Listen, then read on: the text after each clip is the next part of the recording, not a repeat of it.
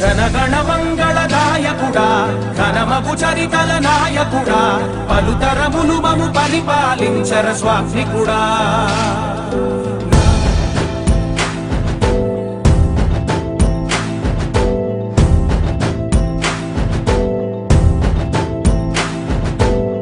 ప్రతి ఇల్లు నిన్నే నిన్నే పిలిచింది పేదల సేవలో నాకు తెలిసినంత వరకు ప్రపంచంలో ఎక్కడా ఇలాంటి కార్యక్రమం జరగలేదు. ప్రతి మనసు నువ్వే గెలవాలంటోంది. 2029కి పేదరికం లేని సమాజం, ప్రతి ఒక్క కుటుంబానికి కూడా సంక్షేమ కార్యక్రమాలు ఇవ్వడమే కాదు 10 రూపాయలు సంపాదించుకునే మార్గం కూడా చూపించాలని P4 అనే ఒక కార్యక్రమానికి శ్రీకారం చుట్టారు.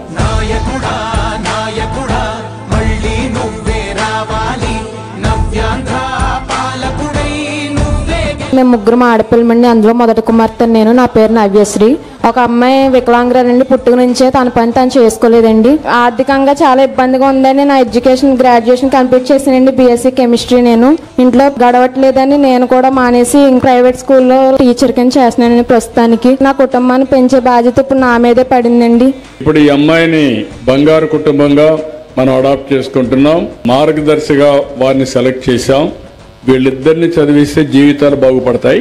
అప్పుడు అమ్మాయి చదువుతుంది కాబట్టి ఇంకా అమ్మాయికి చదువుకునే ఇంట్రెస్ట్ ఉంటే కనుక ఖచ్చితంగా మాస్టర్స్ చదివిద్దాం సార్, MSc చేయిస్తాం అమ్మాయి చేత. వాళ్ళకు కూడా ఒక ఉపాధి కల్పించి మీ ఇంట్లో మీ పిల్లలు ఎంత పైకి వచ్చారో వాళ్ళ తర్వాత వీళ్ళ బాగు చేసే బాధ్యత మీది. ఒక రోజున ఈ అమ్మాయి 10 మందికి సహాయం చేసే మార్గదర్శిగా నిలబడుకునే పరిస్థితి నువ్వు తీసుకురావాలి.